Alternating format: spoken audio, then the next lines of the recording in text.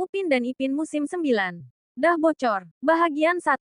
Pada suatu sore yang mendung, Upin dan Ipin bersama kawan-kawan bermain lompat-lompat, yaitu bertanding siapa paling jauh melompat dari ayunan. Dalam bermain, Ehsan merasa iri karena tidak dapat menyaingi Upin dan Ipin walaupun berkali-kali mencoba. Tetapi akhirnya yang menang adalah Fizi. Tiba-tiba saja hujan turun, membuat semua orang berlari pulang ke rumah masing-masing. Pada malam harinya, saat masih hujan lebat sejak sore tadi, Upin dan Ipin menyambung main lompat-lompat tadi dengan kursi di ruang tamu sebagai ganti ayunan itu. Kuat sekali gempa akibat lompatan mereka hingga terasa oleh Kak Ros dan Opah di dapur. Maka Opah pun keluar dan menegur tindakan mereka. Upin dan Ipin memberikan alasan bahwa mereka sedang berlatih. Tetapi Opah berpesan lagi bahwa lompat-lompat seperti mereka itu berbahaya dan berkata kepada mereka agar jangan dilakukan lagi. Tetapi setelah Opah pergi, Upin dan Ipin pun menyambung permainan lompat-lompat tadi di koridor tanpa kursi. Hingga Ipin tidak sengaja menginjak kaki Kak Ros yang sedang keluar dari dapur. Keesokan paginya, Upin dan Ipin bangun lalu mendapati kasur mereka basah di sebelah Ipin. Ipin pun merasa takut dimarahi Kak Ros maka Upin segera pergi meminta tolong pada Opah. Ros pun datang ke kamar mereka setelah diberitahu oleh Upin bahwa Ipin kencing di atas kasurnya. Tetapi Kak Ros pun tetap marah. Bahagian 2. Di siang hari, Upin dan Ipin bermain kejar-kejaran di halaman rumah. Sementara Kak Ros mencuci kasur mereka yang basah. Opah muncul di teras dan berpesan pada mereka supaya jangan bermain lompat-lompat sebelum waktu tidur untuk menghindari kencing pada saat malam nanti. Setelah Opah masuk kembali, Upin dan Ipin tetap menyambung permainan mereka. Mereka sangat asik bermain hingga tak sengaja membuat Kak Ros terciprat oleh genangan air yang mereka injak dan membuatnya basah karenanya. Maka Upin dan Ipin berlari dari Kak Ros ke arah tempat Ehsan dan yang lain bermain. Setelah sampai Upin menceritakan tentang Ipin yang kencing saat malam tadi, membuat semua kawan-kawan riuh dengan gelak tawa dan Ipin pun merasa malu.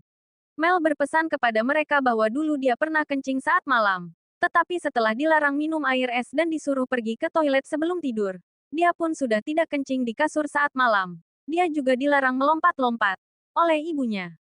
Fizi juga mengingatkan Upin dan Ipin mengenai bau pesing dari kencing itu. Jadi Upin dan Ipin pun saat pulang pada sore harinya mencium kasur mereka yang sedang dijemur. Dan anehnya bau pesing itu tidak ada.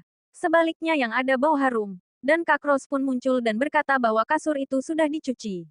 Maka Upin dan Ipin berterima kasih kepada Kak Ros. Malamnya hujan turun lagi. Upin dan Ipin terbangun oleh kasur yang basah lagi. Kali ini di sebelah Upin.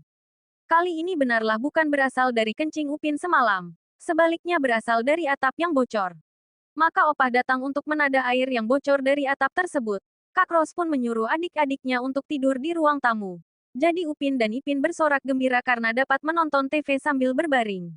Akan tetapi keriangan mereka hanya sementara setelah didapati seluruh ruang tamu ternyata juga bocor. Dan banyak air hujan yang menetes di sana-sini. Bahagian 3. Upin, Ipin, Opah dan Kak Ros mengalihkan semua perabot dan perlengkapan yang terkena air sambil menyiapkan ember untuk menadah air bocor. Upin dan Ipin mengambil kesempatan untuk bermain air hingga ditegur oleh Kak Ros. Tiba-tiba saja lampu mati. Rupanya Opah yang mematikan saklar listrik karena takut akan halilintar saat hujan lebat. Keesokan harinya, Upin, Ipin dan Kak Ros berkunjung ke gerai mutu, di mana Tok Dalang sedang memperbaiki atap gerainya.